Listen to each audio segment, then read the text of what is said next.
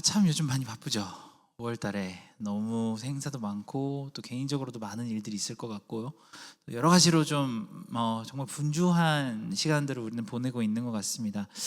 날씨 너무 좋더라고요. 근데 제가 날씨가 오늘 좋은지 몰랐어요. 근데 저기 본당에서 밥 먹고 나오면서 바울관으로 오다가 오늘 날씨가 좋구나 라는 것을 이렇게 깨닫고 참 놀랐습니다. 근데 날씨가 좋은데 시간을 즐길 새도 없이 휙휙 가버리죠.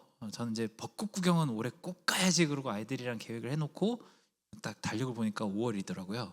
벚꽃이 다 졌어요. 그래서 올해는 벚꽃 구경을 한 번도 못했습니다만, 여러분 이렇게 바쁜 한 주 한 주 하루하루를 보내면서 여러분 혹시 기도는 얼마나 자주 하고 계십니까? 난 기도를 좀 열심히 매일매일 하고 있다. 손들지 마세요. 네, 너무 민망하니까. 네, 상대적 박탈감 느낄까봐 요즘 제일 무서운 단어 그거라면서요. 상대적 박탈감 느낄까봐 기도 손은 들지 마시고 요즘 기도를 좀 열심히 하고 있다라고 생각을 하시는 분도 계시겠지만, 우리는 대부분이 기도를 이렇게 많이 이렇게 시간을 내서 충분히 하고 있지 못하다는 사실을 우리는 다 조금씩 부담으로 마음에 느끼고 있는 것 같습니다. 사실 저도 목사이지만 목사님들도 결심하고 이렇게 기도하려고 시간을 따로 떼지 않으면 기도하기가 정말 쉽지 않아요. 우리 교회 목사님들은 그래도 새벽 기도가 주중에 이게 매일 있기 때문에, 월요일부터 금요일까지 있기 때문에 거의 대부분의 목사님들께서 아침에 거의 일주일에 적어도 3번, 4번은 나오셔서 계속 기도를 하고 있는데요. 그렇게 따로 기도하는 시간을 내가 만들어야 되겠다고 이렇게 결심하지 않으면 기도라는 것은 정말로 하기가 쉽지 않은 것 같아요. 어떤 리서치 센터에서 퓨 리서치 센터라고 하는 그 조사 기관에서 2007년에 조사를 했는데요. 그리스도인들이 대부분이 하루에 기도하는 시간이 어느 정도가 될까 조사를 했더니 1분에서 5분 정도로 기도를 하시는 분이 제일 많다고 합니다. 이게 무슨 뜻이죠? 식사 기도죠. 네, 아침, 점심, 저녁 세 끼 밥 먹기 전에 잠깐 하는 시간들을 어떻게 다 모아보면 1분은 조금 넘지 않을까. 20초씩만 해도 한 1분은 넘겠죠. 그런 기도를 우리가 하고 있다고 합니다. 그리고 같은 조사에서 미국인들 중에 하루에 한 번이라도 꼭은 기도를 한다라고 응답한 기독교인들이 44%밖에 안 된다고 합니다. 근데 그게 2007년이었거든요. 지금은 상황이 더 심하겠죠. 우리는 성경 읽기 아니면 기도 이런 얘기를 할 때마다 무언가 좀 이렇게 마음에 부담이 듭니다. 숙제를 해야 됐는데 숙제를 하지 않은 것 같은 그런 생각이 들게 되죠. 미안한 마음이 들기도 하고, 우리가 주제를 나눌 때 하나님의 은혜, 하나님의 사랑, 위로 이런 주제로 얘기를 하면은 참 마음이 평안하고 좋은데, 말씀 읽어야 된다거나 이제 기도를 많이 해야 된다거나 이런 주제로 이야기를 나누면은, 특히 어떤 이제 선교 왜 많이 안 가세요, 수련회 가셔야죠, 이런 얘기를 하면은 교회에서 참 이렇게 마음이 편하지 않은 그런 상황이 가끔 생기는 것 같습니다. 근데 자세히 생각해 보면요, 우리는 왜 진짜 기도를 많이 안 하는 걸까요? 우리가 정말 시간이 너무너무 없어서 기도를 못 하는 걸까요? 아니면 우리가 기도를 하지 못하는 또 다른 이유가 있을까요? 다른 데 신경 쓸 게 너무 많아서, 아니면은 정말 내가 잘 시간도 없어가지고 기도를 못한 사람 그렇게 많지 않을 것 같습니다. 우리는 요즘 특별히 도파민 중독의 세대를 살아가고 있죠. 즉각적으로 반응이 나오지 않는 것에는 우리가 마음이 잘 가지 않게 됩니다. 어떤 유명한 심리학자의 실험을 보니까, 그 심리학자가 실험쥐에게 이렇게 뇌 세링을 해가지고 어떤 버튼을 누르면은, 그 쥐가 버튼을 누르면 뇌에서 도파민이 계속 분사가 되는 그런 장치를 만들어 놨다고 합니다. 그렇다면 이 쥐가 그 밥도 안 먹고 잠도 안 자고 버튼만 줄기차게 누르다가 죽더라는 그런 실험이 있었습니다. 우리도 약간은 그런 성향이 있는 것 같아요. 눈에 보이는 결과가 있는 것에 대해서는 정말 많은 노력을 쓸 수 있지만, 변화가 보이지 않는 것에 대해서는 좀처럼 우리가 시도하거나 관심을 가지기 싫어하죠. 어떤 면에서는 기도가 딱 이런 것 같아요. 우리가 기도를 한다고 뭐가 변할까요? 우리가 단적으로 하루에 기도 한 1분도 안 하다가 내일부터 갑자기 기도 3시간 동안 하면은 우리 삶에 어떤 변화가 있을까요? 구체적으로 우리가 이런 변화가 있을 것이다라고 얘기할 만한 기도의 효과가 뭔가 있을까요? 물론 우리가 영적으로 성장을 많이 하겠죠. 그리고 하나님과도 가까워지고 또 은혜를 풍성하게 누린다는 사실을 어디서 들었기 때문에 잘 알고는 있죠. 지식적으로는 우리는 이런 답을 할 수 있는데요. 그러면서도 불구하고 우리 마음속에는 조금 부족함이 느껴집니다. 우리가 기도를 할 때, 기도에 정말로 많은 시간을 쓴다고 해서 우리 삶에 어떤 실질적인 변화가 있을 것이라고 생각하기가 어렵기 때문입니다. 저는 그런 의미에서 성경을 보다 보면은 정말 부러운 사람이 하나 있어요. 누구냐면요, 다니엘입니다. 다니엘은 하나님 앞에 작전 기도를 했더니 어느 날 천사가 방 창문 앞을 이렇게 뚝뚝 두드립니다. 천사가 와서 그 미래에 대한 환상을 다 보여주고 그 환상을 이해하기 쉽게 다 해석을 해주는 장면이 나옵니다. 지금 자기가 모시고 있는 왕은 앞으로 어떤 운명을 맡게 될지, 아니면 그 뒤에 어떤 그 왕국이 올지, 국제 정세는 어떻게 흐를지에 대해서 앞으로 한 500년어치의 미래를 순차적으로 쫙 보여주는 그런 장면이 나타나요. 그리고 다니엘은 이 70년 정도를 살면서 실제로 하나님께서 받은 이 예언들이 어떻게 일어나는지 눈으로 보면서 그 예언을, 앞으로 일어날 예언도 다 만질 거라는 사실을 증거로 보는 그런 삶을 삽니다. 다니엘이 죽을 때쯤은 이제 430년어치의 예언이 아직 남아있는 거예요. 그리고 다니엘은 이 일들이 정말 정확하게 일어날 것에 대해서 다 알고 있습니다. 어느 성경학자가 그러는데요, 다니엘서 11장 한 장에만 나오는 그 예언이 실제 역사적 사건 안에서 120개의 각기 다른 사건으로 전부 이루어졌다고 합니다. 한 장 안에서요. 여러분 혹시 막 한 달쯤 막 작전 기도를 했는데 여러분 막 창문 천사가 두들겨 가지고, 야 잠깐만 문 열어봐, 내가 미래를 알려줄게, 그러면서 미래를 다 알려주면 여러분 기도하실 거예요, 안 하실 거예요?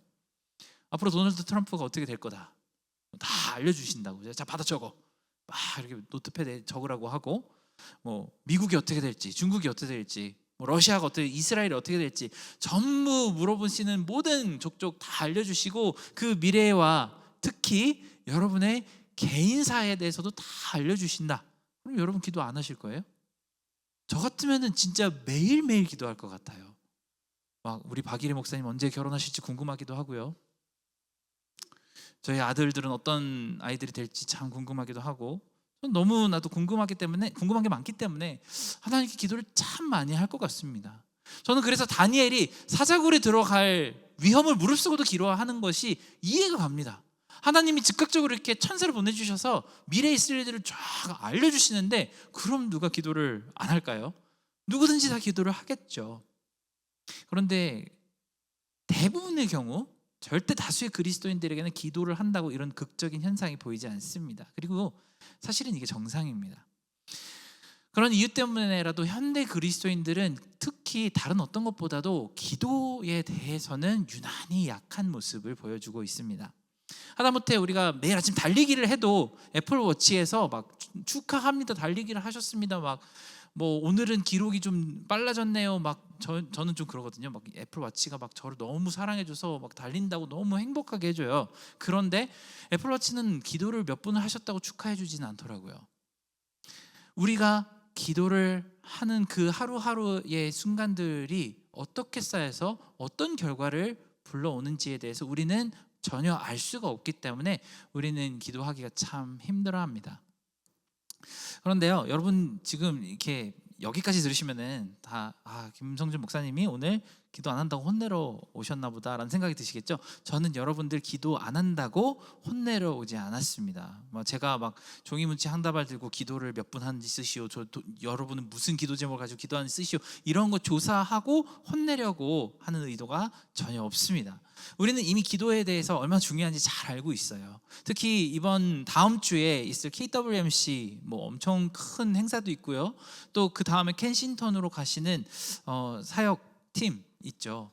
너무너무도 축복합니다만 그 팀도 나가기 위해서 정말로 많은 기도를 하고 계시리라고 생각을 합니다. 우리는 기도를 해야 된다는 사실은 너무 잘 알고 있습니다. 그런데 오늘 우리가 나누고자 하는 그 말씀은 우리가 무대 위에서 조명이 떨어지고 있는 그 자리에서 일어나는 일이 아니고 우리가 흔히 무대의 백스테이지라고 부르는 그 장소에서 우리가 기도하는 동안 그 영적인 세계에서 어떤 일이 일어나고 있는지를 함께 바라보려고 합니다. 이 말씀을 들으신 후에 여러분이 꼭 기도를 매일 해야 되겠다라는 마음이 들게 하는 것은 제 목표가 아닙니다.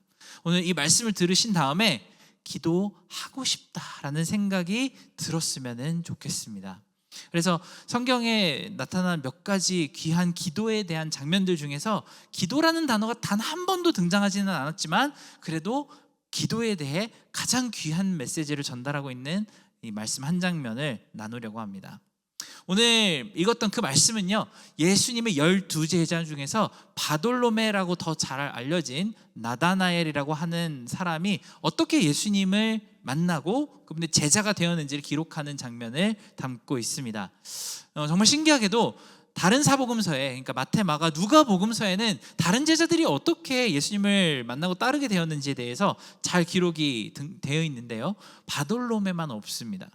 그런데 요한복음은 1장의 서문이 딱 끝나자마자 이 바돌로메, 이 나다니엘이라고 하는 사람이 어떻게 예수님을 만나서 제자가 되었는지에 대한 이야기를 가장 먼저 소개합니다. 우리는 이 이야기에 딱 뛰어들기 전에 앞서서 성경에 대한 배경 지식을 하나 먼저 이해하고 넘어갔으면 좋겠습니다. 성경에 특히 이제 마태, 마가, 누가, 요한 4복음서는요, 그 각각의 복음서마다 특별한 테마가 있어요. 일관적으로 관점이 있습니다. 가령 마태복음의 가장 중요한 관점은요, 왕이 되신 예수님에 대해서 이야기를 많이 합니다. 그래서 예수님께서 하시는 모든 말씀과 사역들이 킹덤 오브 갓에 대한 이야기가 되게 많아요.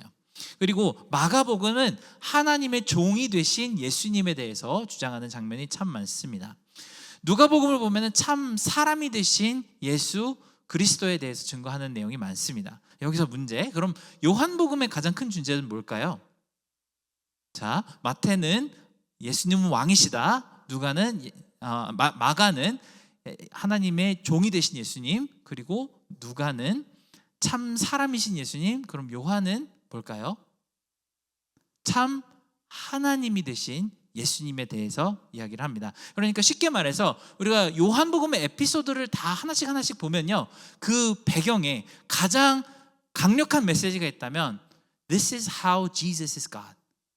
왜 이런 부분 때문에 예수님은 하나님이실 수밖에 없다라는 것을 계속 강력하게 증거해주는 이야기가 들어있습니다. 그리고 요한이 가장 첫 번째 에피소드로 이 에피소드 때문에 예수님은 하나님이실 수밖에 없다라는 사건을 드러내는 장면으로 오늘 나다나엘이 예수님을 만나는 장면을 담고 있습니다. 우리는 이 사건을 통해서 기도에 대해서, 그 비밀에 대해서 더 깊이 접근해 보려고 합니다. 나다나엘은 어느 날 이렇게 있는데 친구 빌립이 막 뛰어옵니다. 야 나다나엘아, 바돌로메야, 큰일 났어. 내가 예수님을 만났어, 내가 메시아를 만났어 라고 찾아오는 그 흥분하며 그 찾아오는 빌립을 바라보는 거기에서부터 사건이 시작이 됩니다. 나다나엘은 그 이야기를 듣고, 야, 나사렛에서 무슨 선한 것이 날 수 있겠냐라고 투덜댔는데요, 성경에서 이 얘기를 좀 많이 오해하시는 분들이 있는 것 같아요. 그 나사렛을 비하하는 말이 아니고요, 원래 많은 성경 구절에 예수님은, 메시아는 나사렛이 아니고 베들레헴에서 태어나신다는 구절이 굉장히 많기 때문에 나사렛에서 태어난 분은 메시아일 수가 없다라고 이미 나다나엘은 알고 있다는 장면으로 등장을 합니다. 정말 성경 많이 읽었다는 사람으로 우리는 이해하시면 됩니다. 이렇게 빌립의 손에 질질 끌려가는 나다나엘은 예수님에 대한 기대가 하나도 없습니다. 그러다가 예수님을 만났죠. 그리고 이 첫 만남은 정말 이상한 장면이 많이 등장합니다. 분명 나다나엘은 예수님을 한 번도 만난 적이 없어요. 그런데 예수님이 아는 척을 하십니다. 그것도 어색하게 아는 척을 하시는 것도 아니고 오랫동안 잘 아는 사람을 만난 것처럼 반겨주십니다. 참 이스라엘 사람이고 속에 간사한 게 하나도 없는 정말 좋은 사람이다라고 예수님이 처음 보는데 칭찬을 해주셨죠. 나다나엘은 당연히 놀랐겠죠. 그래서 물어봅니다. 저를 아세요? 저를 어떻게 아세요? 하고 되묻습니다. 그리고 여기서부터 이야기가 우리가 이해하기 정말 어려운 흐름으로 이어져 나가기 시작을 합니다. 예수님이 아주 자연스럽게 네가 무화과 나무 아래 있을 때 너를 봤다라고 답하셨죠. 이 말을 듣고 뭔가 좀 중요한 과정이 싹 사라진 것처럼 나다나엘은 그 말을 듣자마자 당신은 하나님의 아들이시고 이스라엘의 왕이십니다라고 갑자기 고백을 하고 주님을 따르게 됩니다. 이 전까지는 예수님이라는 분을 절대 메시아가 아니라고 생각했던 그 한 사람이 무화과 나무 아래서 널 봤다라고 하는 그 한마디 말씀 때문에 당신은 하나님의 아들이십니다 라고 고백을 한 겁니다. 왜 그랬을까요? 우리는 여기에 대해서 한번 생각해 보려고 합니다. 그때 당시 1세기에는 소수의 신실한 유대인들이, 그 남자들이 문화가 하나가 있었습니다. 뭐냐면요, 바로 자기 집 뜰에다가 무화과 나무나 포도나무를 심었어요.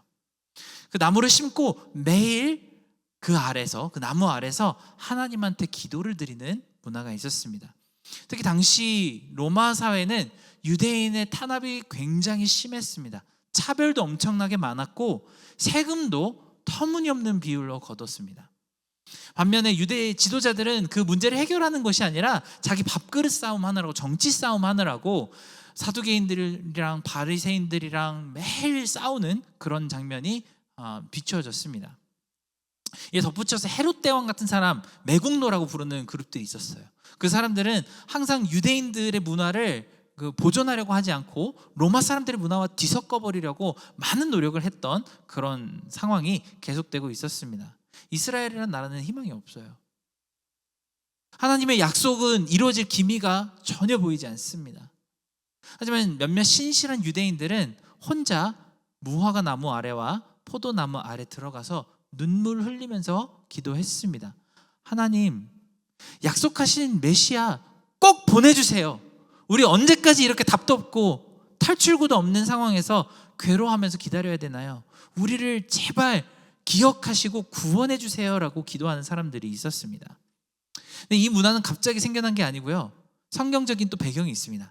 미가서 4장에 보면은 하나님께서 어느 때가 되면은 온 세상의 전쟁을 모두 다 없애버리고 모든 사람들이 칼과 창을 녹여서 농사기구를 만들게 하시겠다고 약속하는 장면이 있습니다. 특히 이 미가서 4장 4절에 보면은 띄워주셨는데 이렇게 말씀하시는 말이 있습니다. 사람이 각각 자기 포도나무 아래와 자기 무화과 나무 아래에 앉을 것이라 그들을 두렵게 할 자가 없으리니 이는 만군의 여호와의 입이 이같이 말씀하셨느니라 라고 합니다. 이 말씀 때문에요, 이 말씀을 믿는 사람들은 자기 집에다가 무화과 나무를 심었어요. 포도나무를 심었습니다. 그 나무를 심고 날마다 그 아래로 혼자 들어가서 울며 기도했습니다. 하나님의 구원이 오시는 그날을 보게 해달라고 매일매일 기도하고 간구한 것이죠. 선지자 미가가 이 글을 쓴 것이 400년이 훨씬 넘었는데도 메시아가 아직도 오시지 않았지만 여전히 희망을 가지고 나다나엘과 많은 유대인들이 이렇게 기도했습니다. 나다나엘은 무화과 나무 아래로 들어갑니다. 그 나무 아래 또 다른 누가 있었을까요?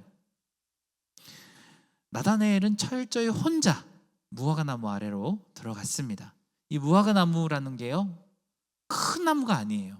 온 동네 사람들이 모여가지고 앉아서 대화를 나눌 수 있는, 담소를 나눌 수 있는 그런 나무가 아니고요, 아주 작은 나무입니다. 허리를 푹 숙여야지 간신히 기어 들어갈 수 있는 그 나무에 혼자 온전히 들어갔습니다. 하나님께 뭐라고 울부짖고 기도해도 듣는 사람이 하나도 없기 때문에 어떤 가식적인 말을 할 필요도 없는 솔직한 모든 기도를 간절한 그대로 털어놓을 수 있는 자리가 바로 무화과 나무 아래입니다. 근데 기도하는 사람들은 다 알아요. 기도하는 사람들은 처음에 기도를 시작할 때 온갖 걱정과 근심과 염려로 시작을 합니다. 처음에 기도를 할 때 뭐 감사와 영광과 찬양을 받아주시라고 인사말처럼 할 수는 있는데, 그 인사말이 끝난 후에 깊이 기도로 들어가면 들어갈수록 내 마음을 지금 괴롭게 하고 있는 것에 대해서 조금씩 더 솔직하게 털어놓게 됩니다. 이렇게 한참을 하나님 앞에 털어놓고 기도를 하고 감정이 흐르는 대로 계속 하나님께 아뢰다 보면은 언젠가 어느 순간에 하나님의 임재가 느껴지기 시작을 합니다. 내가 혼자 쓸데없는 말 중얼거리는 게 아니라 벽에다 대고 내가 하고 싶은 말 막 쏟아내고 있는 그런 것과는 차원이 다르다는 것을 알게 됩니다. 하나님이 지금 이 자리에, 내가 기도하고 있는 이 자리에 나와 함께 하고 계신다는 사실을 느끼게 됩니다. 그래서 내가 기도 가운데 뱉어낸 그 말들이 그냥 소음이나 잡생각처럼 이렇게 흘러가서 없어져 버리는 게 아니라 하나님이 다 듣고 계신다는 사실을 확신하게 되는 것이죠. 나다나엘이 무화과 나무 아래서 한참 기도한 후에는 아마 눈물을 닦고, 지금 이 무화과 나무 아래서 하나님이 나와 함께 하고 계시는구나 라는 것을 깊이 느꼈을 것입니다. 철저히 혼자밖에 없다고 생각하는 그 자리에서 나다나엘은 항상 하나님의 임재를 느끼는 사람이었습니다. 무화과 나무 아래, 이 자리는 나다나엘에게 그냥 아무 장소가 아니에요. 마치 다니엘에게 예루살렘을 향해 창문을 열어놓은 다락방과도 같은 자리가 나다나엘에게 무화과 나무 아래와 같은 자리입니다. 가장 마음 상하고 절망스러울 때 막 눈물이 터져 나오는 것을 꾹 참고 뛰어가서 하나님 만나던 그 장소가 바로 무화과 나무 아래입니다. 하나님 분명히 어디서나 계시죠. 그런데 적어도 나다나엘에게는 가장 편안하고 은밀하게 하나님을 찾아가던 자리가 바로 이 무화과 나무 아래였던 것이죠. 나다나엘에게 이 무화과 나무 아래는 성전 안에 있는 지성소와도 같은 자리였습니다. 그런데 예수님이 아무도 없던 그 무화과 나무 아래에 있던 나다나엘을 보셨다고 합니다. 주변 사람들은 모르죠, 이게 무슨 뜻인지. 나다나엘을 무화과 나무 아래서 봤다, 지나가다 보셨나 보구나 라는 생각을 할 수 있겠죠. 근데 나다나엘은요, 그동안 혼자 수없이 많은 시간 동안 울고 외치며 기도하다가 느꼈던 그 충만한 임재감의 주인공이 바로 이분이다라는 사실을 깨닫게 되었습니다. 그 예수님의 목소리를 듣고 그 음성 너머에 있는 그 예수님의 표정, 그리고 예수님이라는 사람의 느낌 속에서 이분이다라는 강한 확신이 들었겠죠. 나다나엘은 이미 예수님을 페이스 투 페이스로 마주하기 전부터 아주 오랜 시간 기도 가운데 예수님을 만났습니다. 특히 자기의 모든 사회적인 가식을 다 내려놓고 가장 솔직한 마음을 다 털어놓던 그 모든 기도를 묵묵히 듣고 결국에 눈앞에 나타나신 분이 예수님이었기 때문에 나다나엘이 가식 없는 참 이스라엘 사람이라는 것을 예수님은 너무나 잘 알고 계셨습니다. 그러니까 나다나엘은 감동스러운 마음으로 예수님은 하나님의 아들이시고 이스라엘의 참된 왕이십니다라고 고백할 수 있었습니다. 우리 기도하면 바로 갑작스러운 변화가 나타나진 않아요. 그런데 나다나엘에게 무화과 나무 아래 기도하는 그 자리가 없었다고 한다면, 그가 열심으로 하나님 앞에 그 자리에서 기도하는 시간이 없었다면 이 감격스러운 순간이 발생할 수 있었을까요? 그럴 리가 없죠. 나다나엘이 감동의 눈물을 흘리며 메시아가 예수님이 나타나셨다는 그 순간에도 세상에 있는 거의 모든 사람들은 예수님 알아보지 못하고 그냥 지나갑니다. 남들 앞에서 잘 보이려고 무척이나 경건한 모습으로 큰 소리로 외쳐서 기도하던 바리새인들과 서기관은 이 메시아를 못 알아봤어요. 그런데 조용히 무화과 나무 아래서 기도하던 나다나엘은 내가 너를 봤다 한마디에 예수님이 누구신지 알아봅니다.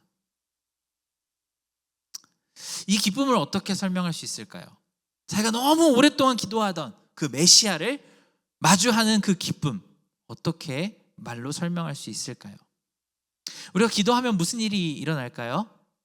우리가 기도하면요, 어느 순간에는 하나님이 무대 뒤편에서 어떻게 일을 하셨는지 보게 됩니다.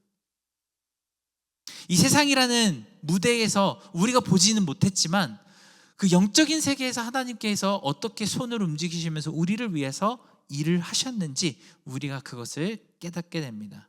우리가 기도하는 딱 그 타이밍에는 잘 모르죠. 주님이 진짜 우리 기도를 듣고 계신 건지, 주무시고 계신 건지, 지금 내가 하고 있는 이 기도가 음성사서한 메시지로 들어가고 있는 건지, 아니면 직접 주님의 귀에 들어가고 있는지 알 수가 없어요.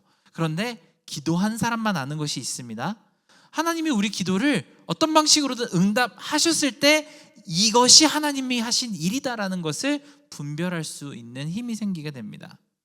기도하지 않으면 우리는 매일매일 일어나는 놀라운 사건들의 연속 중에 그냥 떠밀려 가듯이 살아갑니다. 매일 일어나는 그 사건이 하나님으로 일어난 사건인지 아니면 우연의 결과인지 도저히 알 수가 없어요. 우리 옆으로 예수님이 옷깃을 탁 스치고 지나가도 우리는 알 수가 없어요. 아마 우리 귀에다 대놓고 예수님이 직접 말씀을 하셔도 우리는 그 말씀을 알아들을 수 있는 능력이 없습니다. 근데 그러다가 정말 큰일이 생겼을 때 정말 조금 이렇게 기도를 하고 여전히 눈치 없이 이렇게 말하죠. 하나님, 저 기도해봤는데 왜 응답 안 해주세요? 저 맘먹고 일주일 새벽기도 해봤는데 왜 하나님 아무것도 변하는 게 없어요? 이렇게 얘기하게 마련입니다. 여러분, 기도 생활 가운데 여러분에게 나다나엘의 무화과 나무 아래와 같은 장소가 있는지 먼저 한번 되짚어 보셨으면 좋겠습니다. 나다나엘처럼 하나님을 만나고 속마음을 털어놓고 간사한 마음 없이 솔직하게 하나님과 교제하고 기도하는 그 시간이 우리 하나님께서 우리 삶 가운데 어떻게 일을 하고 계시는지를 인지하게 합니다. 어떤 순간에 우리를 막으셨고 어떤 새로운 길을 여셨는지를 보게 합니다.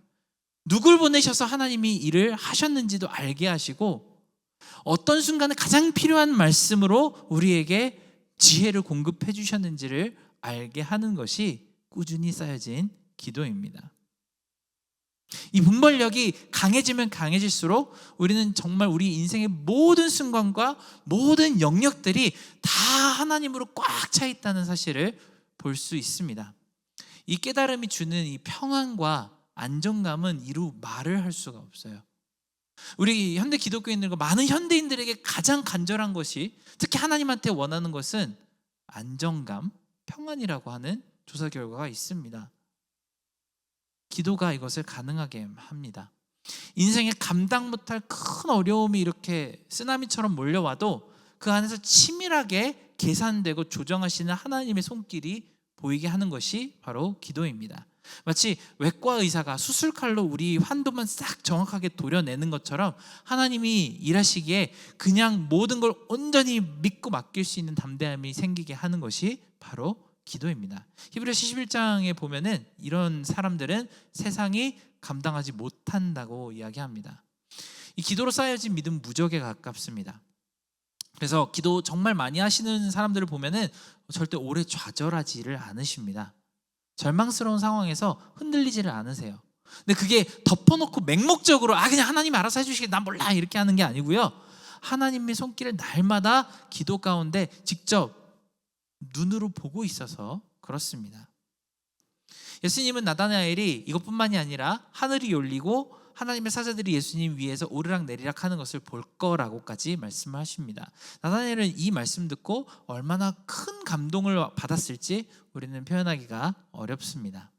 여기서 한 가지 기도에 대한 너무나도 중요한 비밀을 여러분들과 마지막으로 나누려고 합니다.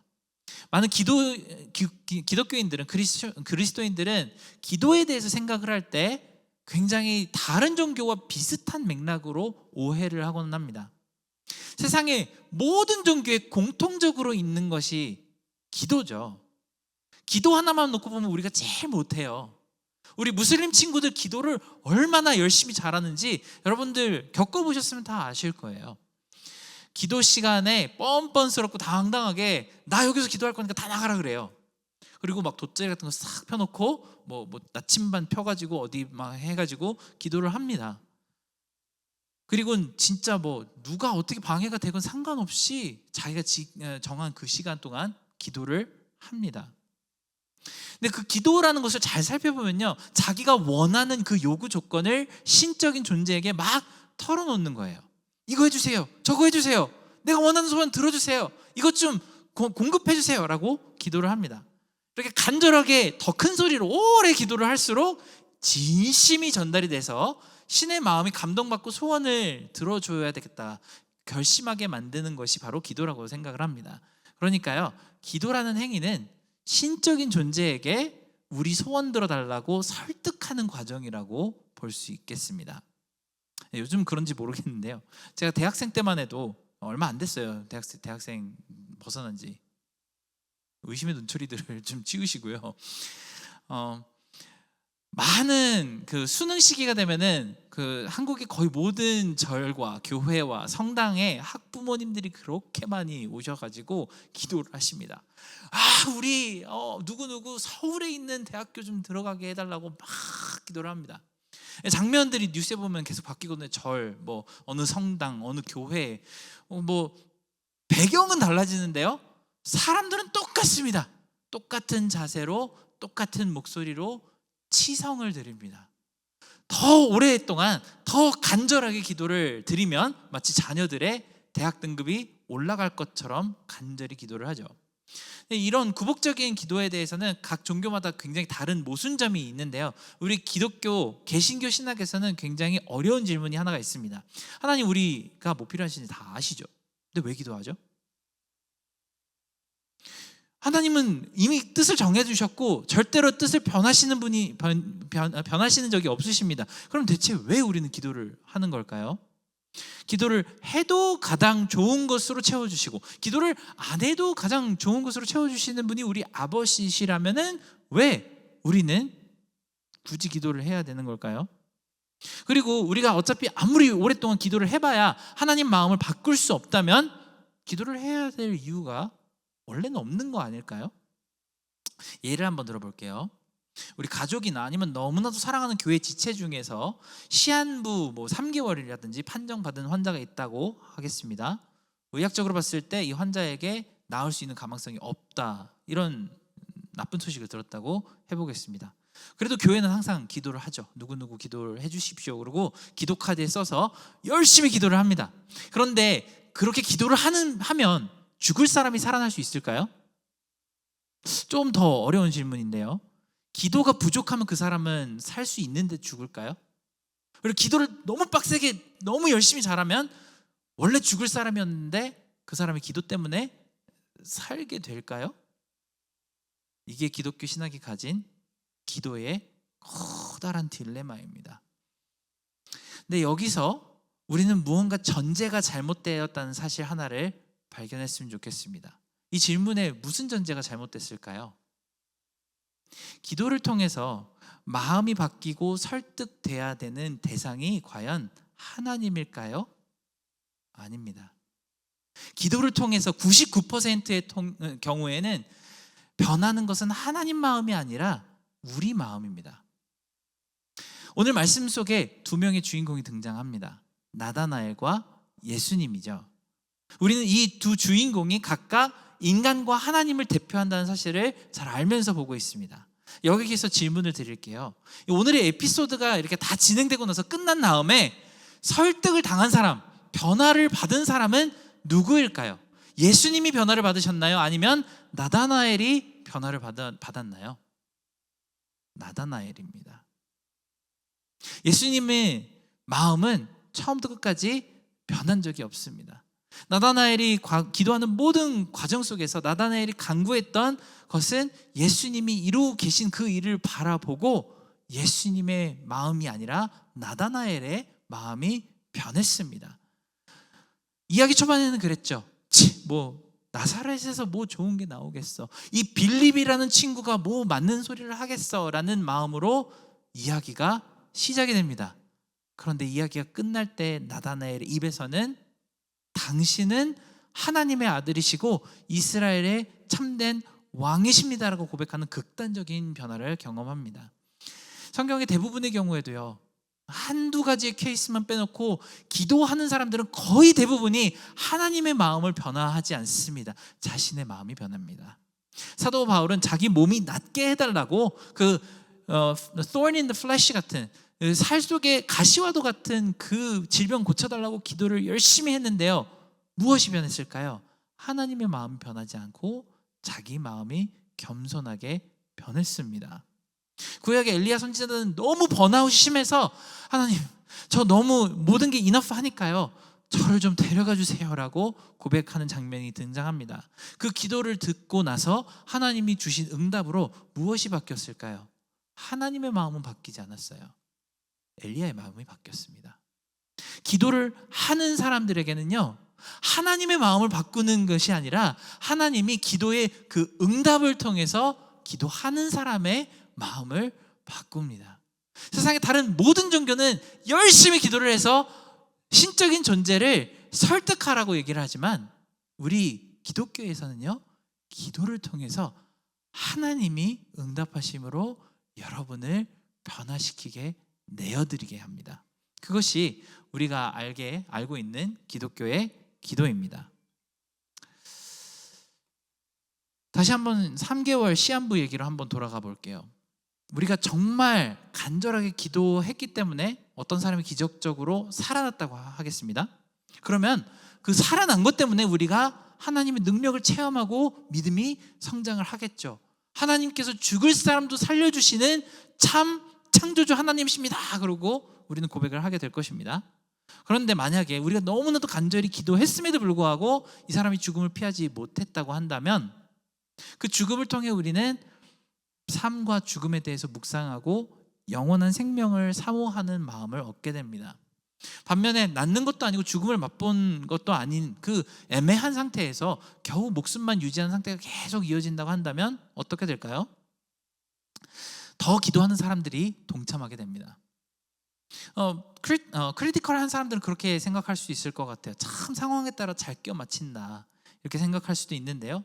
그런데 그 상황을 실제로 겪은 사람들은, 그 기도하는 사람들에게는 세상의 그 어떤 다른 상황과도 바꿀 수 없는 귀한 경험을 기도를 통해서 알게 됩니다. 제가 보스턴에 살 때 사역하던 교회에서 한 안타까운 소식을 들은 적이 있습니다. 태어난 지 1년도 안 된 어린 아기가 소아암이 굉장히 심각한 부위에서 발견됐다는 그런 이야기를 들었습니다. 그때 유난히 신생아를 낳았던 부부들이, 젊은 부부들이 많았어요. 그리고 저도 첫째를 딱 이제 낳은 지 얼마 안 되는 그런 시점이었는데요. 그 어린 아기가 암 투병을 한다는 그 소식 때문에 모든 사람들이 너무나도 큰 충격을 받았습니다. 수술도 10번이 넘게 해야 되고, 간혹 이렇게 뭐 기도해 주셔서 감사합니다 하고 수술 잘 마쳤습니다 하고 보내주는 그 사진을 보면은 정말 요만한 이 아이에게 주사 바늘이 너무나도 많이 꽂혀 있고 뭐 커다란 뭐 그 의료 기기들이 붙어 있는 사진들이 항상 보여서 정말 가슴이 아픈 그런 일들이 너무 많았던 기억이 납니다. 이 아이 부모님이 나중에 얘기하셨는데요, 이 과정 중에서 몇 번 고비를 넘겼다고 합니다. 의사 선생님이 오늘이 진짜 고비인데 마음의 준비를 하셔야 될 수도 있습니다라는 이 소식을 한 3번, 4번 정도는 들었다고 합니다. 그 집에는 아마 한두 살 많은 누나가 있었는데 그 누나, 걔도 한 3살이었죠. 그 누나, 그 꼬마 아이를 온 교회 사람들이 베이비시팅을 해준다고 막 여기저기서 이제 봐주고 그랬던 기억이 나요. 그리고 그 아이 하나를 위해서 온 교회에 수백 명의 어른들이 저녁에, 그때가 팬데믹 때였는데요, 줌에서 모여서 2시간씩 계속 기도를 했습니다. 정말 열심히 기도를 했어요. 그렇게 2년 정도 지났는데요, 이 아이가 3살 정도 되는 그 해에 비로소 완치 판정이 됐어요. 그리고 지금까지도 아주 건강하게 잘 살아 있습니다. 그때 완치 판정을 받고 온 교회가, 팬데믹이었는데 마스크 쓰고 다 막 6인치 이렇게 점 찍어가지고 다 마당에 모여서 얼마나 기쁘게 잔치를 벌였는지 아직도 기억이 납니다. T 성향이 강하신 분도 이렇게 생각할 수도 있죠. 애초에 그런 질병 안 주시면 되잖아요. 애초에 그 아이가 안 아프면 되잖아요.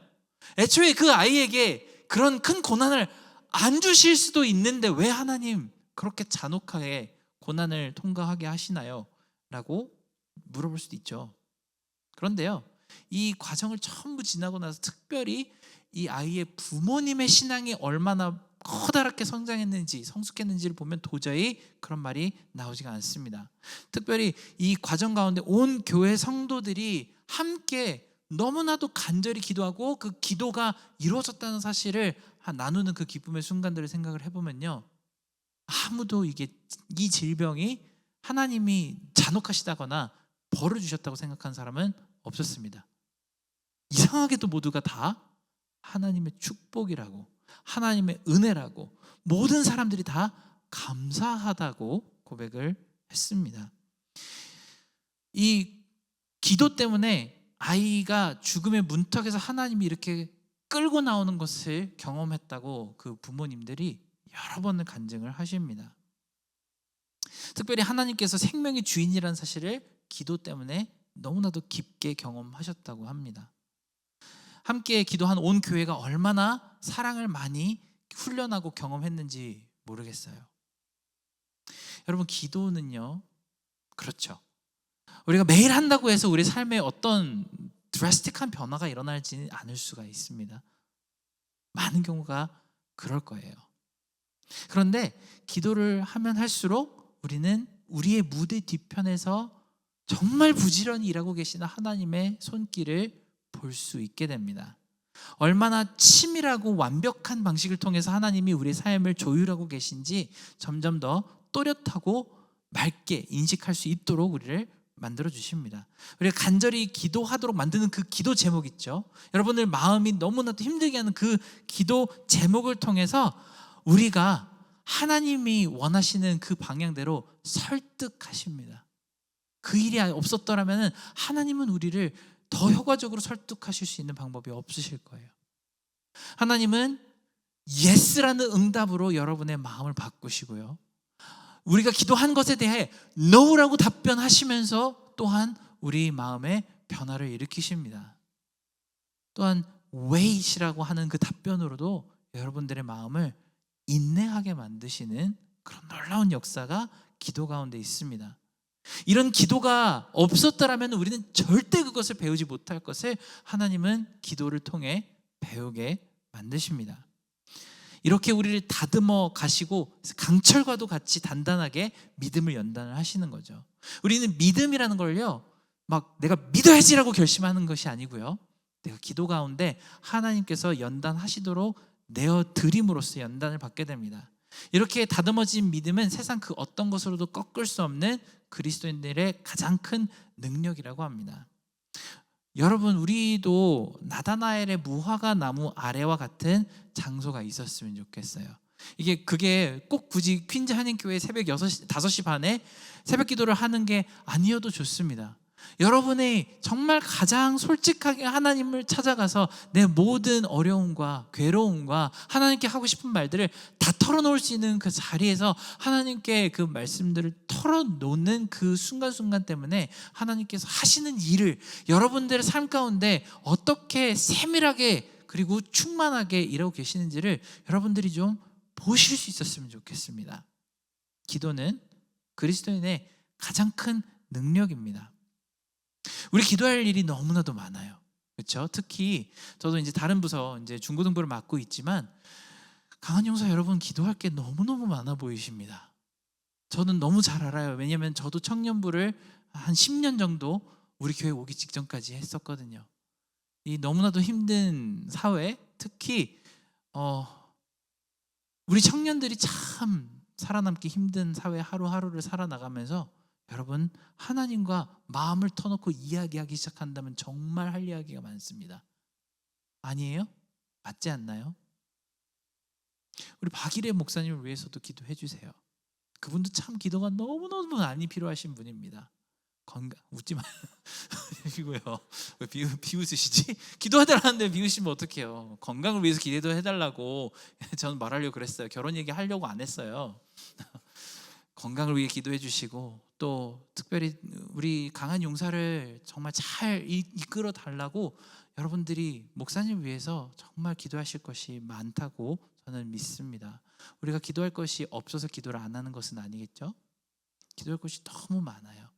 우리가 그 기도할 모든 기도 제목들을 통해서 우리가 하나님이 우리 가운데 어떻게 역사하고 계시는지를 보는 그런 귀한 순간들을 많이 만드시기 바랍니다. 우리가 함께 찬양 한 곡을 했으면 좋겠어요. 그리스도인으로 산다는 거 정말 쉽지 않습니다. 그런데 그 그리스도인으로 살면서 하루하루가 정말 하나님께서 우리와 함께 하신다는 것을 기도의 눈을 통해서 볼 수 있는 우리 모든 강한 용사 되었으면 좋겠습니다.